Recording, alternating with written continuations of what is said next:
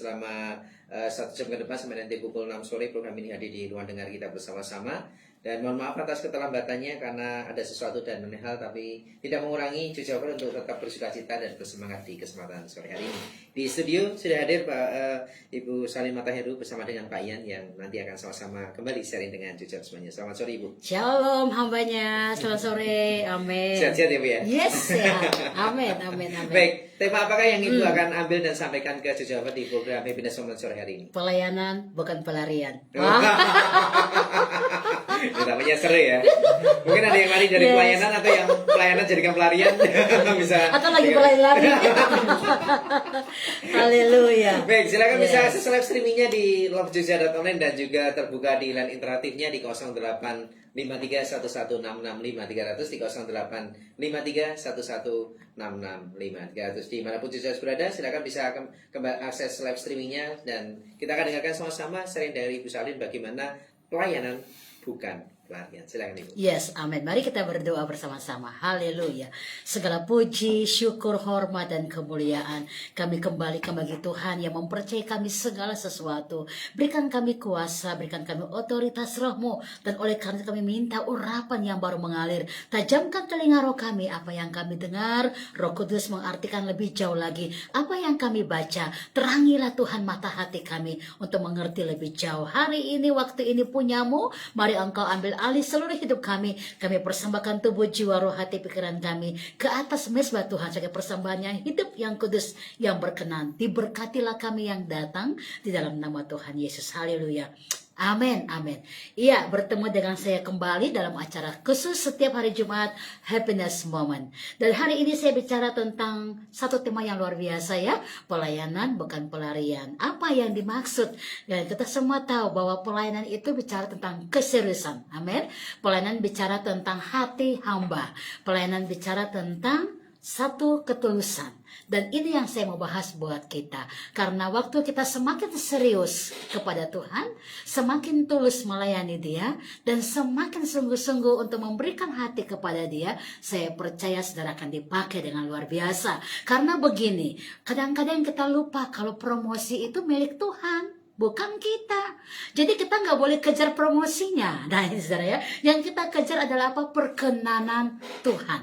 Itulah kenapa saya kasih tema bahwa pelayanan itu bukan pelarian, tapi pelayanan bicara tentang perkenanan, ya. Jadi waktu saudara dipercaya Tuhan dalam segala sesuatu yang dari pelayanan ini, mari kita berdampak, mari kita berikan yang terbaik, mari kita pakai hidup kita untuk kemuliaan nama Tuhan. Nah, saya mengajak kita buka dalam firman Tuhan, kita baca dulu bersama-sama dalam Alkitab Kolose pasal 2 ayat 6 sampai dengan ayat yang ke-8 ya. Mari semua yang ada dalam program ini, yang sedang dengar di rumah maupun yang sedang live streaming di manapun dan bahkan live di Facebook, mari silakan buka di dalam kitab Kolose 2 ayat 6 sampai 8. Kita baca ayat ini bersama-sama. Haleluya. Demikianlah firman Tuhan. Ya. Kamu telah menerima Kristus Yesus Tuhan kita, karena itu hendaklah hidupmu tetap di dalam Dia. Yes. Hendaklah kamu berakar di dalam Dia dan dibangun di atas Dia. Yes. Hendaklah kamu bertambah teguh dalam iman yang telah diajarkan kepadamu. Haleluya. Dan hendaklah hatimu melimpah dengan syukur. Yes. Hati-hatilah supaya jangan ada yang menawan kamu dengan filsafatnya yang kosong dan palsu menurut ajaran turun-temurun dan roh-roh dunia, tetapi tidak menurut Kristus. Nah, haleluya. Ini satu kebenaran firman yang luar biasa karena kita sedang dibawa untuk mengerti apa arti pelayanan, ya. Dan di dalam ayat yang kita baca tadi, kamu telah menerima Yesus Kristus Tuhan kita, karena itu hendaklah hidupmu tetap di dalam Dia. This is point, saudara, ya. Tetap di dalam Dia. Stay di dalam panggilan Tuhan. Nah, memang dalam menghadapi banyak tantangan, tidak semua orang bisa mundur dari pelayanan. Tetapi firman Tuhan ini mengatakan dan mengingatkan kita, kalau kita sudah ada di dalam panggilan Tuhan, maka kita harus tetapkan diri kita, hati kita, pikiran kita ada di dalam Dia. Saya nggak heran kalau ada banyak orang mundur dari pelayanan oleh karena ada motivasi-motivasi yang lain. Termasuk hati yang nggak nyaman dengan si A, si B, si C. Termasuk melihat situasi dan kondisi yang kadang-kadang kita nggak ngerti, ya. Tuhan pakai itu untuk menguji kita, ya.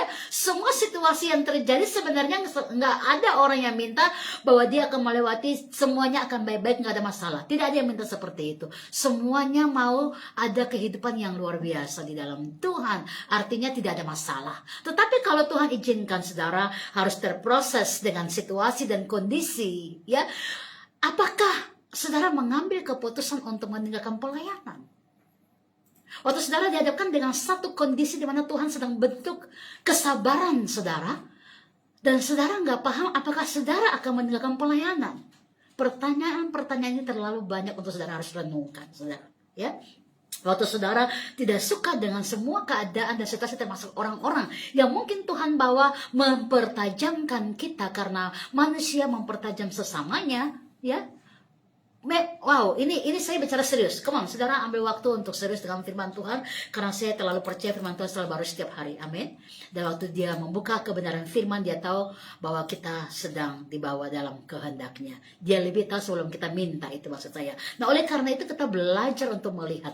Waktu Tuhan berkata tentang kamu yang sudah menerima Yesus Tuhan, maka kamu harus hidup di dalam Dia. Ini bicara bahwa kalau kita sudah mendapat perkenanannya, jangan lagi lari, jangan lagi mundur. Tapi saya bilang tadi di awal, ada banyak orang yang terproses tapi dia nggak mengerti. Ini adalah sebuah kehidupan yang dia harus perjuangkan. Saya mau mundur atau saya mau tetap dan lanjut. Nah ini saudara ya. Jadi hendaklah kamu berakar. Jadi gini, kalau kita menghadapi masalah-masalah persoalan yang bisa membuat saudara lari dari panggilan Tuhan, Tuhan ingatkan gini, berakarlah di dalam Dia dan dibangunlah di atas kebenarannya. Nah ini ya, makanya kita harus kembali kepada cinta yang mula-mula kepada Tuhan. Ya, dulu kita siapa? Kita ingat pelajaran tentang Saul, seorang raja yang diangkat oleh Tuhan. Dia istilahnya tidak punya track record yang bagus. Artinya keluarga yang keturunan raja pun nggak ada. Artinya bukan siapa-siapa dan nggak dikenal orang. Tetapi oleh karena perkenan Tuhan, Saul diangkat.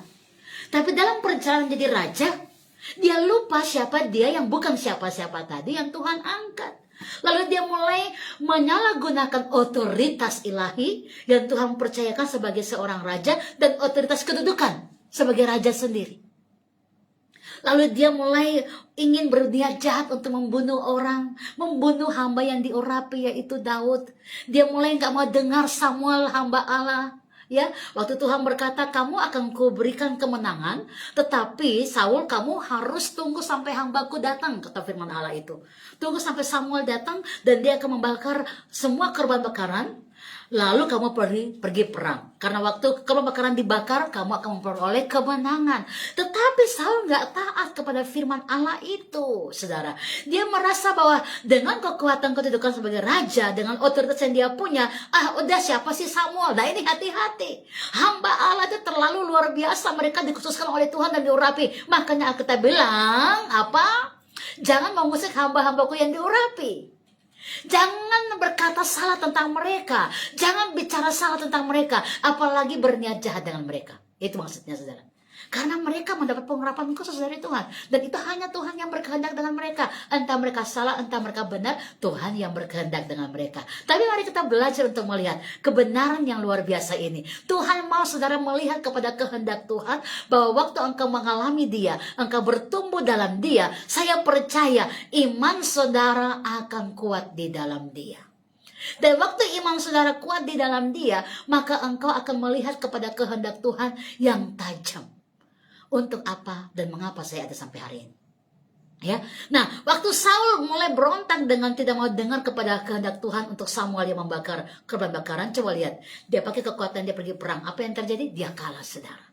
Nah, kadang-kadang kita nggak mengerti bahwa Tuhan sudah tetapkan kita, panggil kita. Jangan kita merasa bahwa karena ada seleb-seleb, ada kisru-kisru yang terjadi, lalu Anda merasa aku mau di sini aja. Ingat, pelayanan bukan Anda yang pilih, pelayanan bukan Anda yang tentukan, bukan. Pelayanan itu punya Tuhan dan Tuhan yang tentukan buat kita.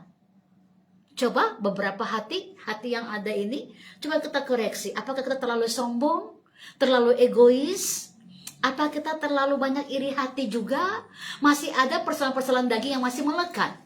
Coba sekarang bicara dan mulai luruskan panggilan Tuhan di dalam hidup saudara. Koreksi kembali kenapa Anda dan saya sampai hari ini masih dipercayai Tuhan untuk segala sesuatu. Dan ingat, Tuhan itu sumber hikmat dalam segala hal. Dalam setiap keadaan yang sulit sekalipun, Dia akan memberikan kita jalan keluar. Kalau kita memang punya kehidupan yang erat dengan Dia. Jadi tidak ada seorang hamba Tuhan pun yang melayani istilahnya nggak dikasih Tuhan solusi, nggak mungkin. Karena dia hambanya Allah. Tetapi kalau Tuhan lagi izinkan saudara melewati masa-masa di mana harus terproses dengan keadaan-keadaan itu untuk lebih mempertajam ujian-ujian kehidupan, maka saya yakin Anda dan saya akan belajar untuk semakin dewasa untuk mengerti apa yang Tuhan kehendaki untuk kita lakukan. Ya, jadi waktu Tuhan bilang bahwa kita harus mengalami Dia, hendaklah kamu bertambah teguh di dalam iman yang telah diajarkan kepadamu. Bertambah teguh. Ya, kita ingat tentang beberapa perikop yang Tuhan ajarkan tentang talenta. Ada yang dikasih 1 dan yang paling tinggi 5, saudara, ya. Tapi lihat dua tipe kehidupan pribadi ini. Yang dikasih satu aja, dia nggak mau untuk apa? Bertanggung jawab. Malah dia menyalahkan keadaan, situasi, termasuk menyalahkan pemimpinnya. Ya, saudara. Tapi yang dikasih 5, semakin dia dikasih, dia semakin jujur dan semakin bekerja keras untuk melakukannya. Saya terlalu percaya kalau memang Roh Allah di dalam engkau, Tuhan akan bawa engkau dengan semakin bertambah-tambah pelayanan, semakin bertambah-tambah kepercayaan. It's not about you, tapi ini karena kehendak Tuhan, dan engkau akan dipakai Tuhan dengan urapan, dengan kuasa, karena Dia memilih saudara. Bukan engkau malah memilih kehendakmu sendiri, melepaskan yang satu, yang satunya Anda ambil, mengambil yang lain, yang lainnya Anda buang. Anda memilih. Ingat, pelayanan bukan pelarian, tapi pelayanan bicara tentang ketetapan hati, bagaimana mengasihi Tuhan dan mengalami perkenanan Tuhan. Ini poin yang saudara harus memahami dari firman Tuhan yang Tuhan ajarkan kepada kita. Oleh karena itu, ya, kita harus belajar untuk mengerti apa yang dimaksud dengan berakar. Ya, berakar ini bicara tentang kedalaman kedewasaan spiritual. Memang orang-orang yang gak dewasa itu lebih banyak menyerah kepada situasi dan kondisi dan suka menyalahkan. Coba cek and recheck. Kalau saudara semakin menyalahkan, berarti Anda belum dewasa di dalam Tuhan. Ya, seluruh pelayanan ini punya Tuhan dalam bentuk apapun. Dan waktu Tuhan mempercayai saudara, cuma satu yang Tuhan berkata, setialah engkau. Sedang engkau dikasih 5, engkau akan ditambahkan lagi. Lihat, ya, Tuhan gak ambil dari yang 5. Mengapa? Karena waktu Tuhan kasih dia banyak, dia bertanggung jawab, sehingga dipercaya lebih lagi dan lebih lagi. Anda dikasih berapa? Jangan baru dikasih 1, dikasih 2, malah Anda sepertinya memilih yang Anda mau dan tidak mau menjalankan yang serius. Ya, ini perlu Anda dan saya belajar rendah hati dan mengerti siapa yang kita layani.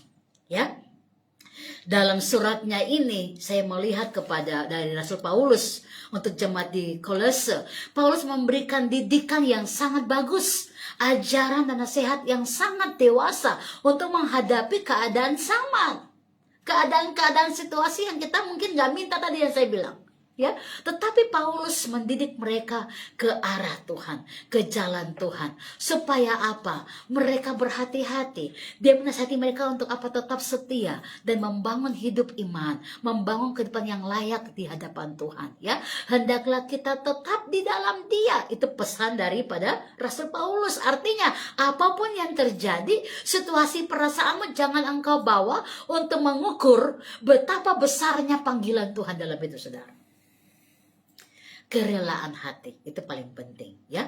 Oleh karena itu kita perlu mengerti bahwa Roh Tuhan itu bergerak di dalam kita dengan tidak terbatas, ya. Dia akan membawa kita naik dan naik untuk mengalami perkenanannya, dan Dia akan mempercayai kita banyak hal. Yang penting satu aja, setiap perkara yang kecil maka kamu akan dikasih perkara yang besar. Perkara kecil ini bukan masalah jumlah berapa banyak yang Anda lakukan di dalam pelayanan, seperti yang mungkin satu pendoa syafaat, saya jadi lagi song leader, jadi lagi pengkhotbah, bukan soal itu. Tapi perkara kecil itu bicara bahwa saat Anda diperhadapkan dengan masalah-masalah yang dimana dagingmu harus ditaklukkan, tapi orang lain gak lihat, Anda tetap setia dengan hatimu, mencari Dia, meminta perkenanan Tuhan, berpuasa, berdoa, menyembah Dia. Itu perkara kecil karena manusia nggak lihat, tapi hanya bicara hatimu dengan Tuhanmu. Semakin disitulah Anda serius, maka semakin Tuhan mempercayai saudara. Karena kita nggak mencari apa yang dilihat oleh manusia, tapi apa yang dilihat oleh Tuhan, itu yang kita cari. Jadi semakin serius Anda mencari Dia, ya, ada banyak orang yang menyusahkan hati dan menyusahkan diri dengan persoalan-persoalan daging, akhirnya tertinggallah dia di dalam tanggung jawab yang besar yang Tuhan kasih buat dia. Ya, oleh karena itu mari kita belajar untuk melihat kepada rancangan Allah. Kita mulai buka lagi dalam kitab Efesus 3 ayat yang ke-17. Efesus 3 ayat yang ke-17, mari kita belajar bersama-sama. Haleluya. Demikianlah firman Tuhan, sehingga oleh imanmu Kristus diam di dalam hatimu, dan kamu berakar serta berdasar di dalam kasih. Nah, ini ayat yang bagus, ya. Sehingga oleh imanmu Kristus diam di dalam hatimu, dan kamu terus berakar serta berdasar di dalam kasih. Landasan pelayanan itu adalah kasih. Kasih kepada Bapa, kasih kepada Allah Bapa, ya, kasih kepada sesama, dan tentu kasih dalam diri kita, menerima diri kita sendiri dengan ucapan syukur. Karena waktu saudara nggak bisa terima diri saudara, banyak kekecewaan yang saudara hadapi, saudara akhirnya juga nggak bisa serius melayani Tuhan. Tetapi menerima diri itu adalah tanda Anda bersyukur karena dijadikan Tuhan serupa dan segambar dengan Dia. Ya, oleh iman kita kepada Tuhan, maka Tuhan membawa hati kita semakin mantap melayani Dia. Jadi perkara kecil yang memang manusia tidak lihat, Anda setia di situ, Tuhan membawa Anda semakin jauh di dalam perkenanan Tuhan. Ini yang perlu kita cari, saudara. Ini yang perlu saudara dan saya kejar. Ya, Matius 13 ayat 21 berkata, tetapi ia tidak berakar dan tahan sebentar saja apabila datang penindasan atau penganiayaan, karena firman itu orang itu pun segera murtad. Ayo kita baca sebentar. Jadi kalau saudara nggak berakar di dalam Dia, nggak tertanam di dalam Tuhan, ya, ada banyak ujian-ujian Anda bisa mundur, bahkan murtad. Ini bahaya. Kita baca sebentar.